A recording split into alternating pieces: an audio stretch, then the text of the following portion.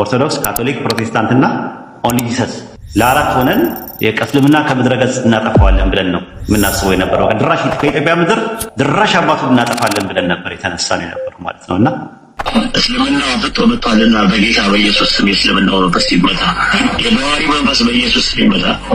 የሙስሊም መንፈስ በኢየሱስ ስም ይመታ። የሱና ጉዳውን መንፈስ በኢየሱስ ስም፣ የሐዲስ መንፈስ በጌታ በኢየሱስ ስም፣ የቁርአን መንፈስ ያብለከና ባንተ ተነስተን ከዛ መካከል ውስጥ ስንሞክረው እየረበሸን መጣ።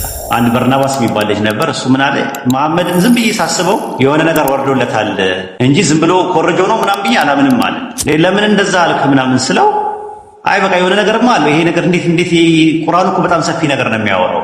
የሆነ ነገር ወርዶለታል ከፈጣሪም ይሁን አይሁን ያላቅም፣ ግን ኮርጇል የሚል ነገር አይደለም። የሆነ ከሆነ ነገር ጋር የለቃቀመው ነገር ቢሆን እንደዚህ ጠንካራ ነገር እንዴት ይፈጠራል? በዘመናት መካከል እስልምናን ለማጥፋት ከውስጥም የመናፍቃን ስራ ከውጭም የኩፋሮች ስራ በተጠናከረ ሁኔታ ተሰርቷል። ግን 1400 ዓመት ተሻግሮ መጥቷል። ቁርአን የአምላካችን ያላህ ቃል በሱረቱ ፉሲላት ምዕራፍ 41 ላይ ሲናገር አሸናፊ መጽሐፍ በመጣላቸው ጊዜ ነው የሚለው። አሸናፊ መጽሐፍ ነው የሚለው። እስቲ ሁላችሁም ጻፉልኝ፣ አሸናፊ መጽሐፍ ብላችሁ ጻፉልኝ። አሸናፊ መጽሐፍ ቁርአን እውነት ነው። የሰዎችን ልቦች ማሸነፍ የሚችል አሸንፎ ማርኮ ማስቀረት የሚችል ብቸኛው መጽሐፍ ነው በዓለማችን ላይ። ሊዋጉት የመጡትን ሰዎች በአጠቃላይ አሸንፎ የሚያስቀር መጽሐፍ ነው።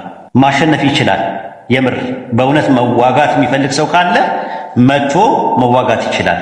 በሱረት ፉሲላት ምዕራፍ 41 ቁጥር 41 ላይ እነዚያ በቁርአን እሱ አሸናፊ መጽሐፍ ሲሆን በመጣላቸው ጊዜ የካዱት ጠፊዎች ናቸው ይላል። አሸናፊ መጽሐፍ የሚያሸንፍ ነው። የሰዎችን ልብ መማረክ የሚችል ነው። ማርኮ ማስቀረት የሚችል ነገር ነው። እስልምናን እሳደባለሁ፣ እቃወማለሁ፣ ውስጤ ግን ሌላ ነው። የእስልምና እውነት እየገባኝ ነው። እያወኩኝ ነው ሳጠፋ የነበረው። መጨረሻ ላይ ውጪና ውስጤ ሲጋጭብኝ ነው ወደ እስልምና የመጣሁት። ይሄ ነው ያለው ነገር ማለት በጣም ተሰርቷል።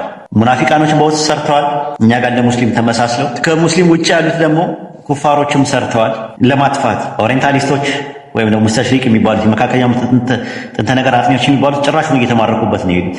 ሚሽነሪዎች ብዙ ሞክረዋል። መካከለኛው ዘመን ተሞክሯል። ሲያቀታቸው ክሩሴድ ዋር የመስቀል ጦርነት ብለው አውጀውብን ነበር። የሆነ ሳለ እስልምና ከምድረ ገጽ መጥፋት አለበት ብለው 9 ጊዜ ጦርነት አድርገዋል። ተሸንፈዋል።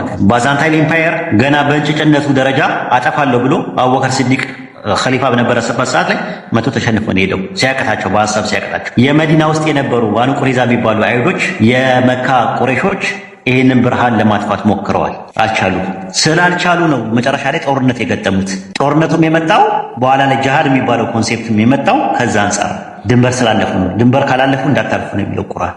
ይህንን ነው። ስለዚህ አሸናፊ መጽሐፍ በመጣላቸው ጊዜ ይላል። እነዛ የሚሆሩት ምንድናቸው? ጠፊዎች ናቸው ነው የሚለው። እነዛ የካዱት ሱረቱ ፉሲላት ምዕራፍ 40 ቁጥር 40 ያዟት ይችል ነገር ክርስቲያኖች፣ ዝም ብሎ አይነት መጽሐፍ አይደለም።